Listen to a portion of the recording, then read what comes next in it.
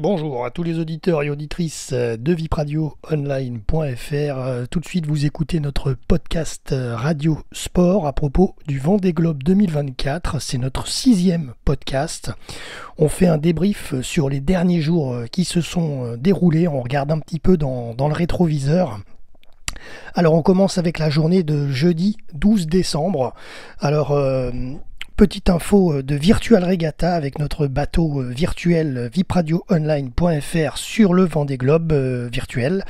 Nous sommes 106 800e sur plus de 728 000 skippers et nous avons passé les îles Kerguelen par le nord au 45e sud.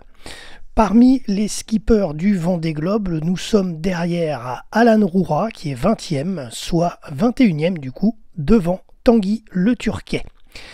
Réveil à l'envers pour la plus jeune de la flotte, Violette d'Orange, qui est 27e. Elle s'est retrouvée le bateau à l'envers ce jeudi matin. Rien de grave, mais surprise quant à elle, puisqu'elle a dû manœuvrer pour le remettre à l'endroit et poursuivre sa route.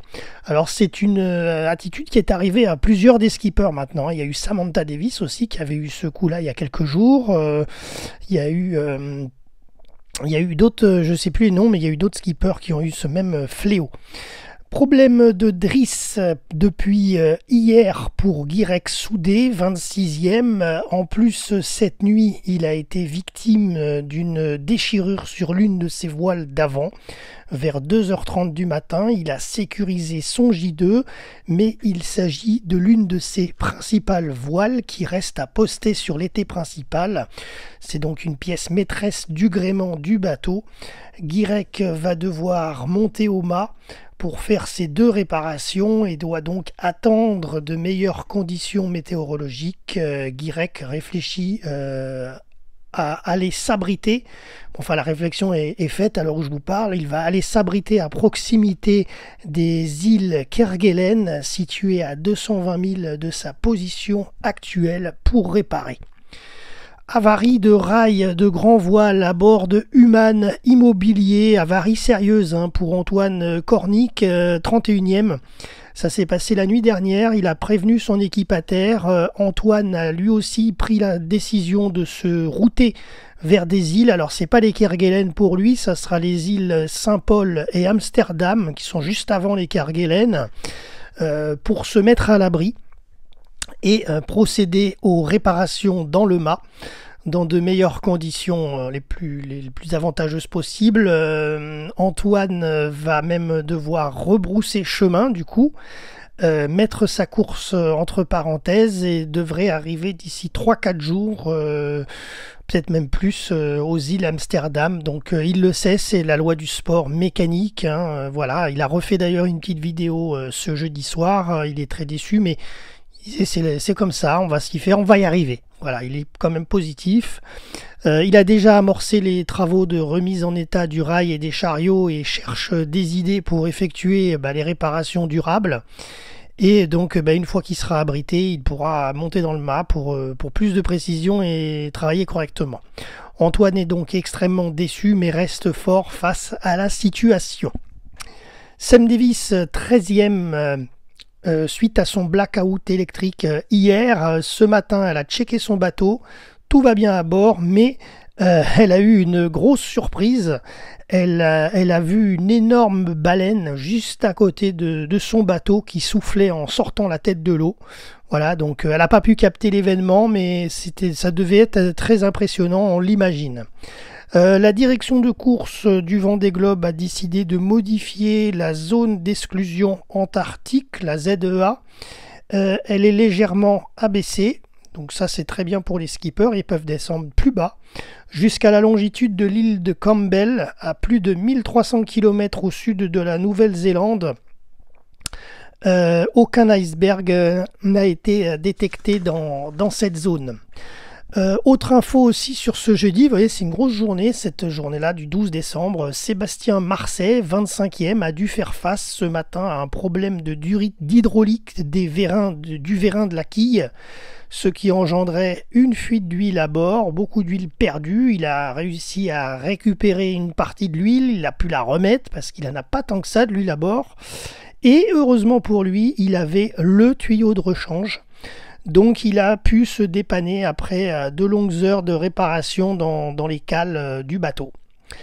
Et dernière info, sueur froide pour Zwalbox VORES, le dernier de la flotte, le hongrois. Il a dû plonger pour dégager sa quille d'un filet de pêche.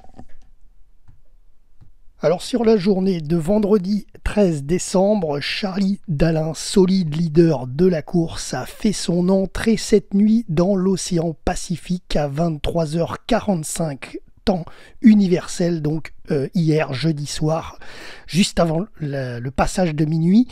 La flotte s'étend encore maintenant sur 3 océans, et oui, le Pacifique pour Charlie Dalin, et les poursuivants qui approchent, Sébastien Simon et Johan Richomme, l'Indien et l'Atlantique Sud pour VORES, avec plus de 13 000 km d'écart. Et lui s'apprêtera à passer le cap de Bonne-Espérance dans quelques jours. À 11h du matin, heure française, ce vendredi, Charlie Dalin, encore lui, a passé cette fois la barre des 50% parcourus dans le parcours du Vendée Globe. Il a donc effectué plus de 11 900 milles en 32 jours, et a déjà pris le chemin du retour des Sables d'Olonne en dépassant aujourd'hui la longitude de la Tasmanie. Antoine Cornic, 32e, poursuit sa trajectoire vers les îles Saint-Paul et Amsterdam, les TAF, territoire antarctique française, afin de s'abriter pour effectuer les réparations en haut de son mât, mais il avance dans ses réparations tant qu'il peut. Ça lui évitera d'aller peut-être s'abriter là-bas, mais bon, a priori, il n'en est pas sûr quand même. Donc en attendant, il s'avance et il a déjà commencé à réparer son rail de grand voile sur le pont du bateau, et ça s'annonce bien. Thomas Ruyant, 4e, a subi un blackout électrique complet à la tombée de la nuit. Pendant 2-3 heures, les batteries se sont déchargées à cause d'une mauvaise manipulation qu'il a totalement oubliée. Il a dû mettre ses 2 hydrogénérateurs à l'eau et barrer pendant 1h30 pour relancer l'électronique à bord et les alternateurs. Tout est reparti à bord à 100%.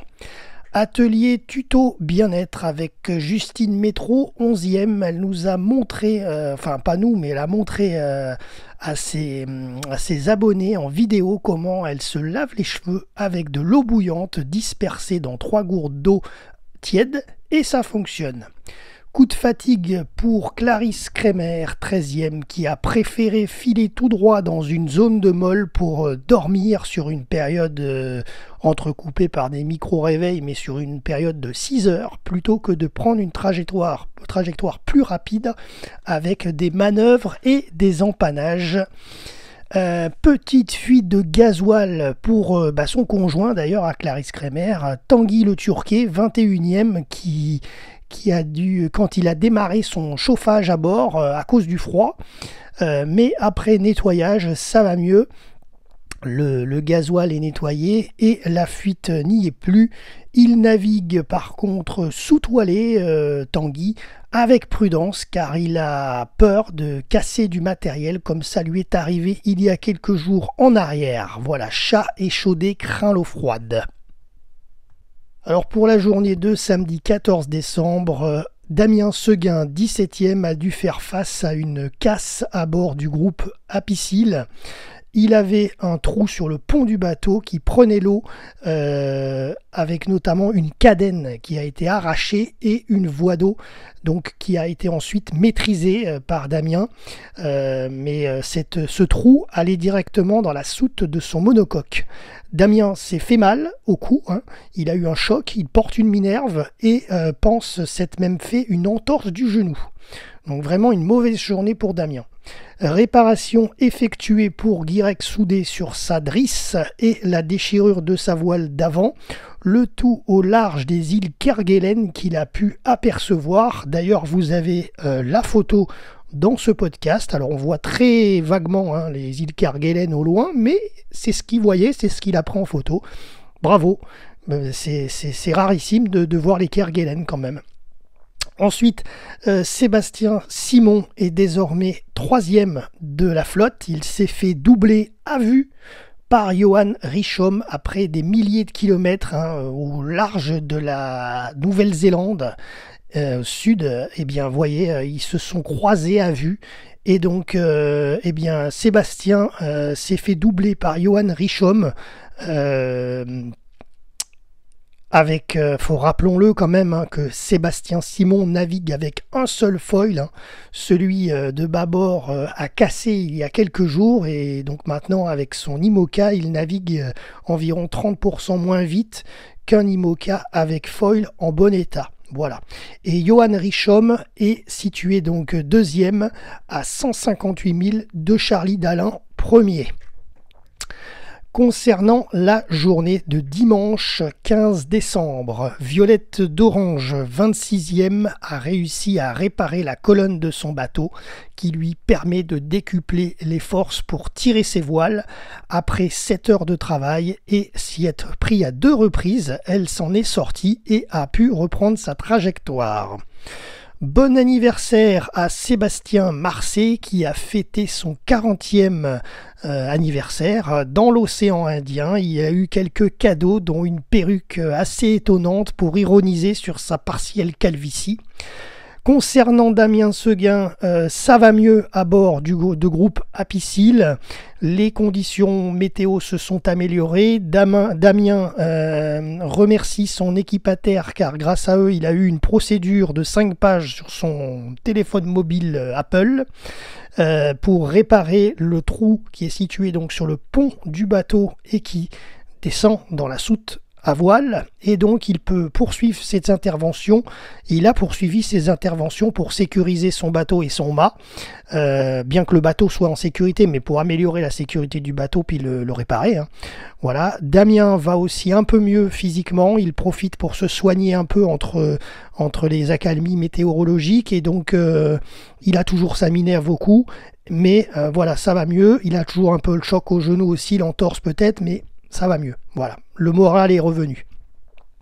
Avarie constatée hier samedi par Zwabi Veores, le skipper hongrois, le dernier de la flotte, 38e. Il s'est aperçu que son haubans bâbord, le D2, avait cassé. Le haubans est une pièce majeure qui tient le mât. Donc c'est une avarie importante pour Swabi. Il n'est pas blessé, le gréement de son bateau est tout de même sécurisé. Il est situé à 450 000 à l'ouest du cap de Bonne-Espérance. Rappelons qu'il est toujours dans l'Atlantique Sud. On parle de Denis Van Weinberg. C'est la première fois, je crois, dans nos podcasts qu'on en parle. C'est le skipper belge, 37e. Il a indiqué à la direction de course avoir eu des problèmes, il n'a pas résolu justement avoir des problèmes de girouette. Il n'a plus d'indication en fait sur la force et la direction du vent. Après son diagnostic, l'une des girouettes est cassée et celle de remplacement a des faux contacts électriques. Il avance donc à vitesse réduite actuellement et Denis va donc devoir monter au mât pour effectuer la réparation de cette deuxième girouette en la remettant avec les bons contacts électroniques. Il va essayer de le faire quand la météo sera plus calme, sinon il prévoira au pire de s'arrêter à l'île Saint-Paul, je cite, en dernier recours. Voilà. Coup de boost au Varois Johan Richomme. Et oui, je vous l'ai dit il y a quelques minutes, donc il est 2e, il est toujours 2e en ce dimanche. Il a rattrapé Sébastien Simon donc hier, mais maintenant il rattrape à grands pas le leader Charlie Dalin, puisque en 24 heures, tenez-vous bien, il est passé, donc hier il était à 158 000 de Charlie, et aujourd'hui, ce soir, dimanche soir, il est à 66 000. Donc Charlie Dalin voit son avance fondre dans le Pacifique. Voilà, entre les deux hommes. Affaire à suivre, 66 000. On verra dans les prochains jours et je vous tiens informé dans ce podcast. Alors passons à la journée de lundi 16 décembre. C'est donc aujourd'hui que nous finalisons ce 6e podcast sur le Vendée Globe. Alors la journée fut longue aujourd'hui, ça commence dès le matin. Nous apprenons à la rédaction par l'intermédiaire de la direction de course du Vendée Globe qu'hier soir à 22h45 heure française dimanche, la skippeuse britannique Pipe Air, qui est 16e, a informé donc la direction du Vendée Globe du dématage de son bateau Medallia à 800 milles au sud de l'Australie. Elle va bien, elle a trouvé une petite solution de dépannage de fortune avec son équipataire pour sécuriser son bateau actuellement, puisqu'elle est en plein milieu de l'océan Indien au sud de l'Australie. Après 2 heures de réparation, elle a réussi à monter un gréement de fortune sur Medallia. Et Pipe va tenter de rejoindre l'Australie tant qu'elle le peut. Mais le cœur déchiré, elle l'a annoncé en fin de journée en vidéo.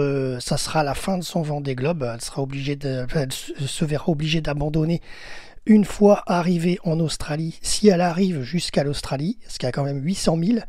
Et ensuite, après réparation, si elle arrive sur un port d'Australie, elle espère pouvoir réparer son bateau avec son mât, notamment réparer donc le mât du bateau et rentrer en Europe, bien sûr hors course, mais pour ramener Medallia à bon port en Europe. Ça, c'était la mauvaise nouvelle d'aujourd'hui. Une nouvelle en emmène d'autres. Malheureusement, encore une mauvaise nouvelle qui est arrivée aussi aujourd'hui. C'est le navigateur hongrois Swabi Veores, le dernier de la flotte, qui fait finalement route vers l'Afrique du Sud, à Cape Town. Il arrivera d'ici demain matin, en raison de la casse de son haubon bâbord hier. Son gréement n'est pas stabilisé et donc ce soir en vidéo, juste il y a quelques minutes là avant que je termine ce podcast, il a annoncé qu'il a pris la difficile décision d'abandonner le Vendée Globe. Je cite, il s'agit d'une des décisions les plus difficiles de ma vie. Voilà, donc ça va faire 2 abandons coup sur coup en une seule journée aujourd'hui donc qui arrive. Voilà, donc c'est triste. Donc Veores, lui, il arrivera demain, normalement matin, à Cape Town. Il dit pas comment il rentrera en Europe. À suivre.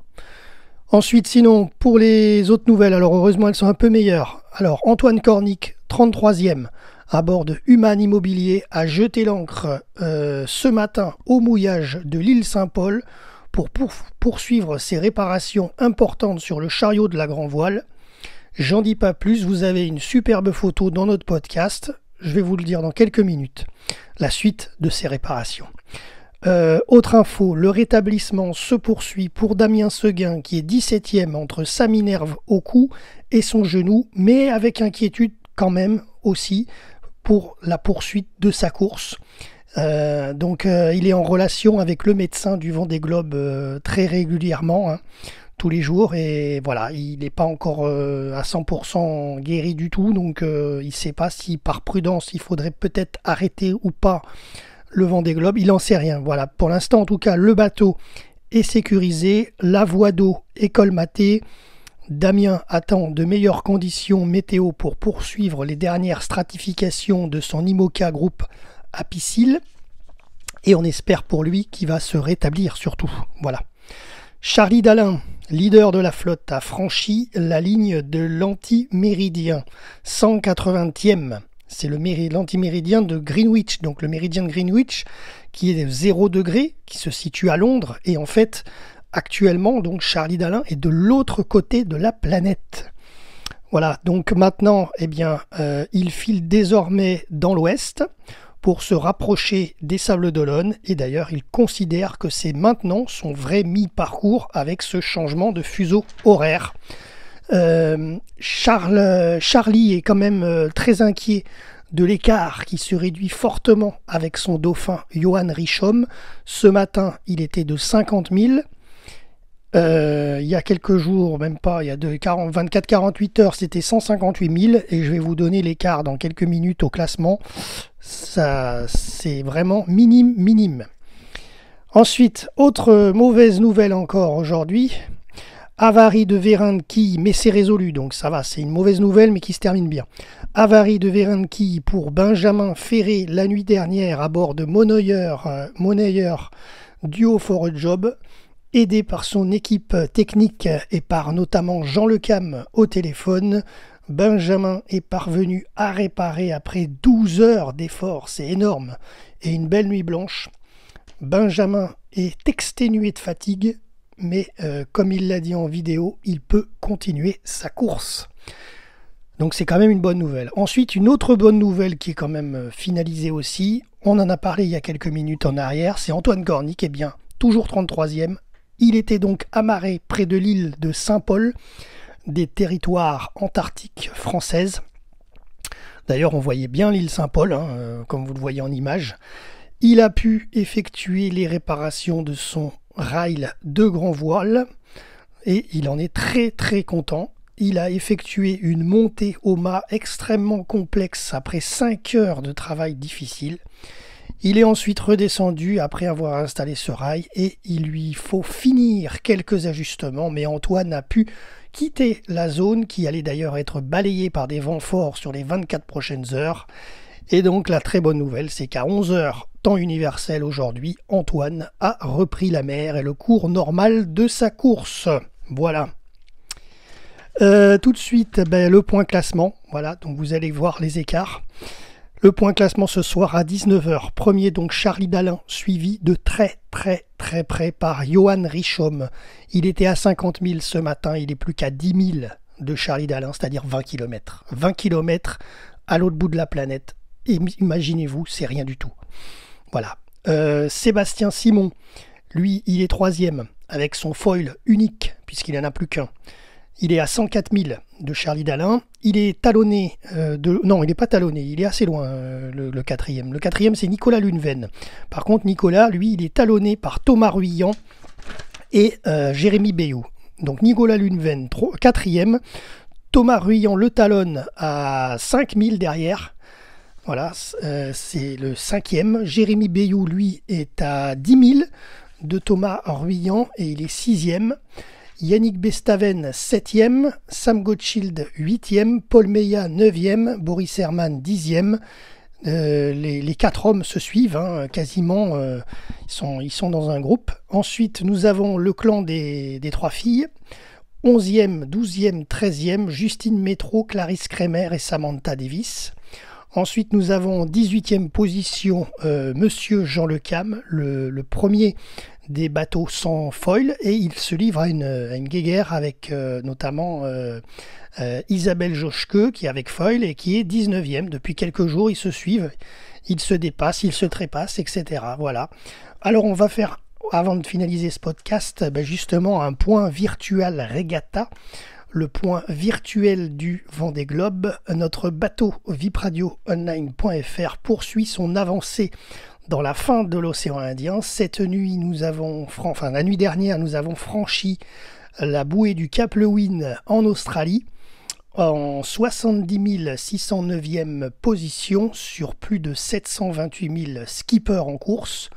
Prochaine cible, le passage dans l'océan Pacifique au sud de la Tasmanie. Et dans le classement du Vendée Globe, moralité, une belle remontada pour notre bateau, puisque nous sommes 18e à 3 heures seulement de Damien Seguin en navigation, qui est 17e. Et on est devant Jean Lecam, voilà. Et par contre, nous, on longe la ZEA, la zone d'exclusion antarctique, pendant un peu plus de 2 jours. Nous l'avons suivi cette ZEA pendant plus de 2 jours, un peu plus de 2 jours, voilà, et maintenant nous filons plein sud-est pour récupérer l'océan Pacifique, je pense, dans 48-72 heures. Voilà, c'est la fin de notre podcast en ce lundi 16 décembre 2024. C'était Jérôme pour RVPB, vipradioonline.fr, et à très bientôt pour un prochain débrief sur le Vendée Globe.